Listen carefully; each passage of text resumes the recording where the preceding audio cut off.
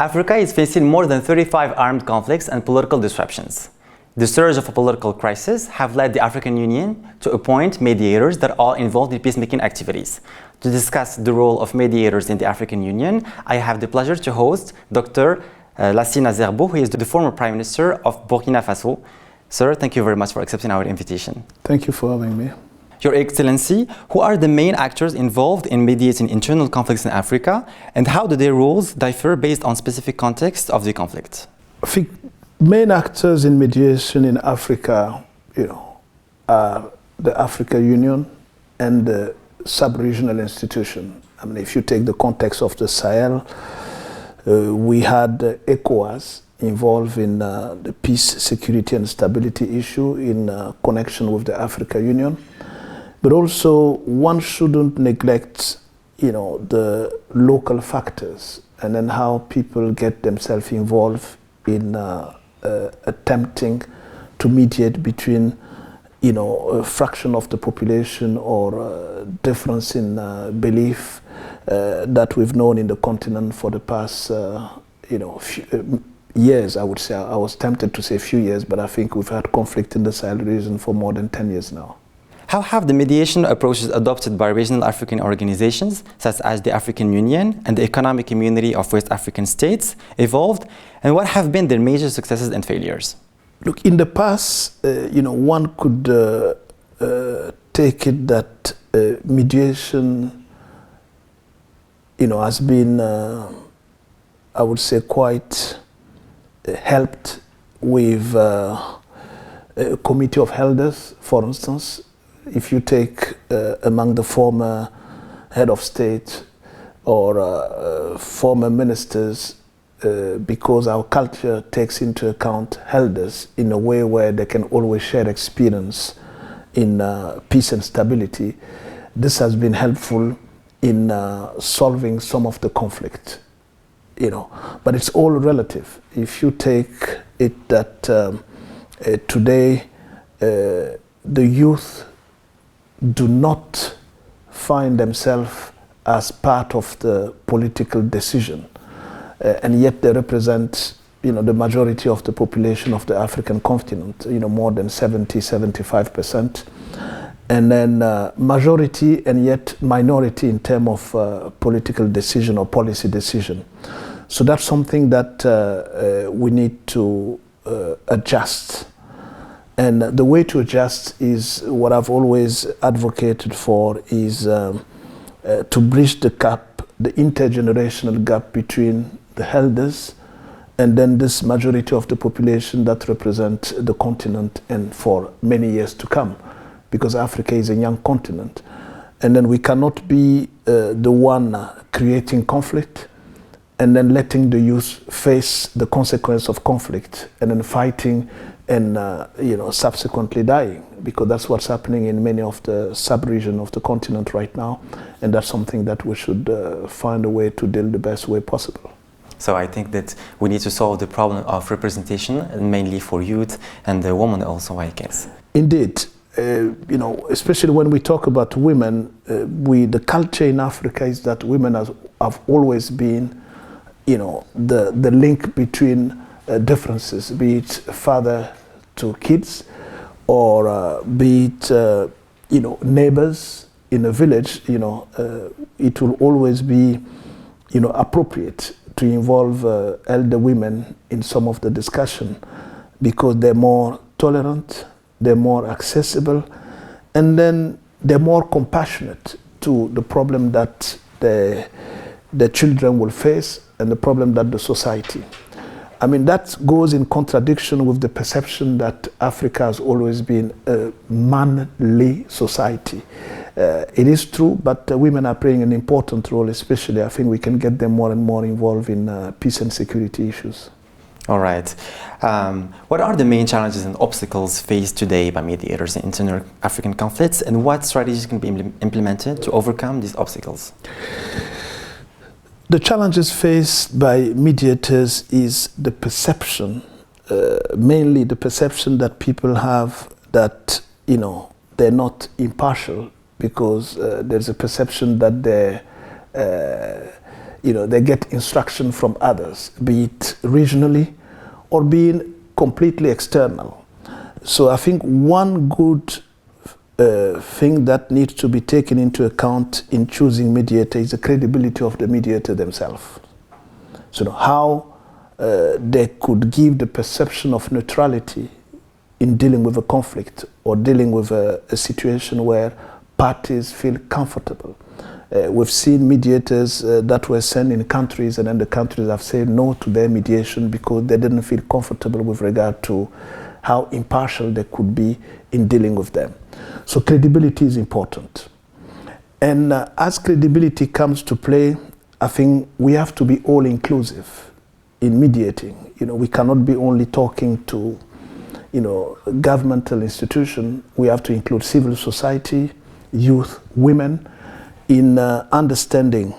But more so, these days, I think technology should play an important role.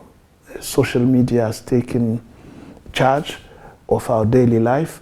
So I think we should include social media, digital information to play a role in exchanging, passing the information, impacting with the way we set up our own communication. I think that will help play a significant role in mediation in the continent these days. And speaking about the partiality of the mediators, do you think that the processes to choose the mediators and their backgrounds are today effective in the organizations in the African Union?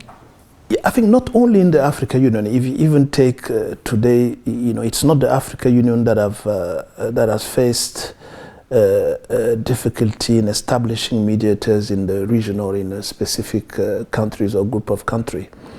The UN has faced a similar situation. I think there is in choosing a mediator, the choice shouldn't give the perception that we're choosing one individual because he fits more with what one major player thinks he should do in a country. That has been one of the key problems recently, especially when you talk to youth. I think they have the perception that we didn't have in the past, because youth feel that mediators are chosen for a reason, and we have to get that perception over. And in choosing, it's not about choosing somebody because he's not needed in a specific country. You have to choose a mediator because he has the experience, the diplomatic experience, the talent in dialogue, but also the talent in listening and then talking.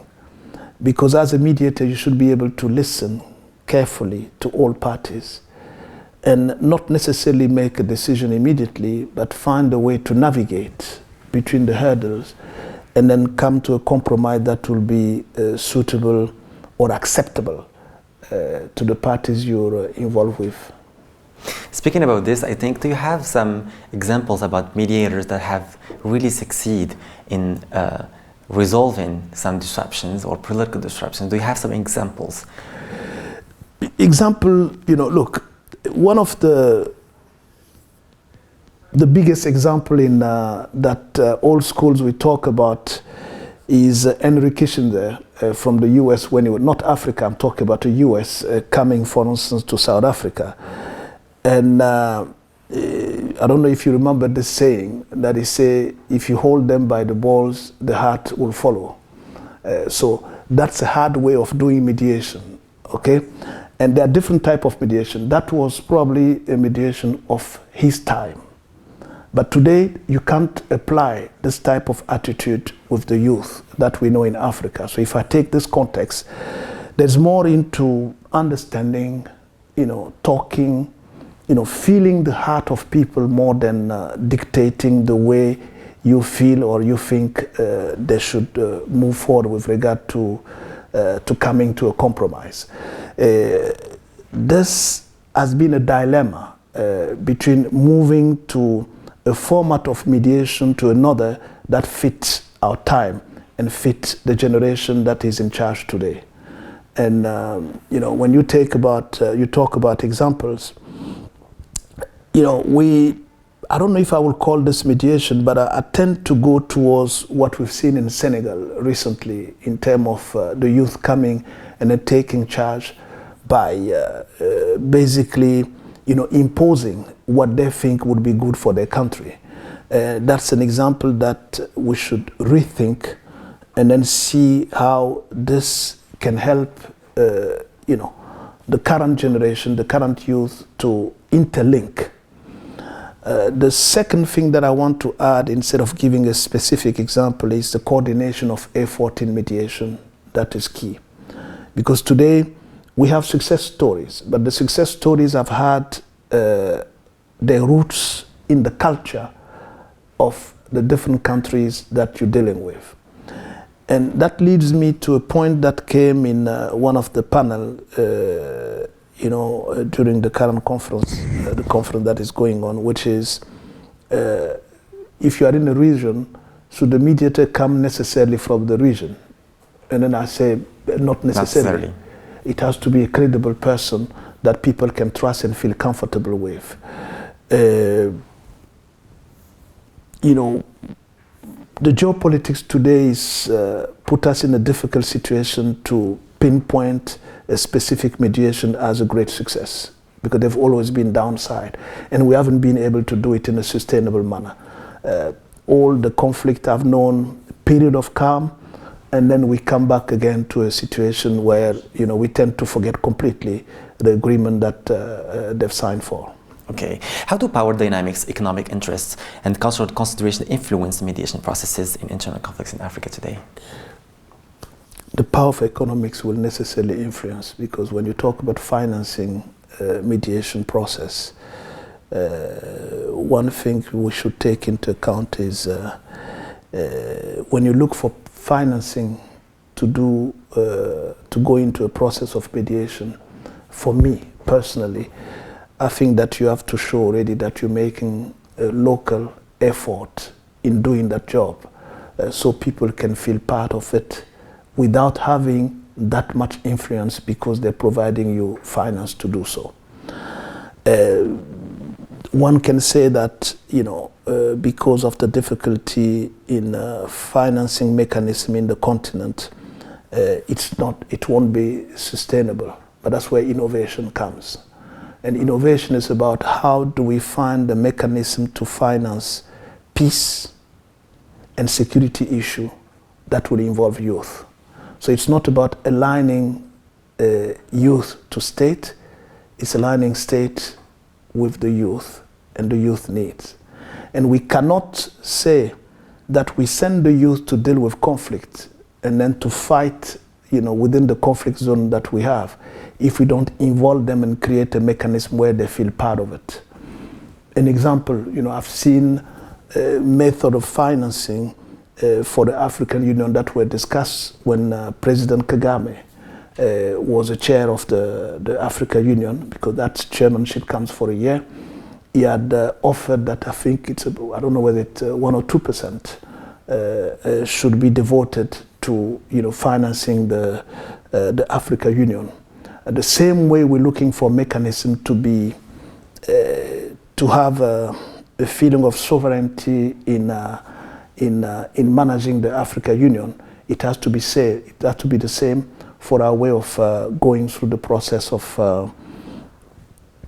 peace and stability in a specific region. We have to be involved, and be involved is, why not saying that we can tax, put more tax on flights to, incoming flight to a country. I'm just throwing an example like that to be devoted to peace and security. I think that's I'm just giving this example, but the tax could come from any other mechanism, because if you take 1 cent on something that, gather not only the momentum, but the spectrum, I think we can certainly have a mechanism to be more sustainable in the financing. Okay, thank you very much for all these insights, and thank you for all these ideas about mediation processes in Africa.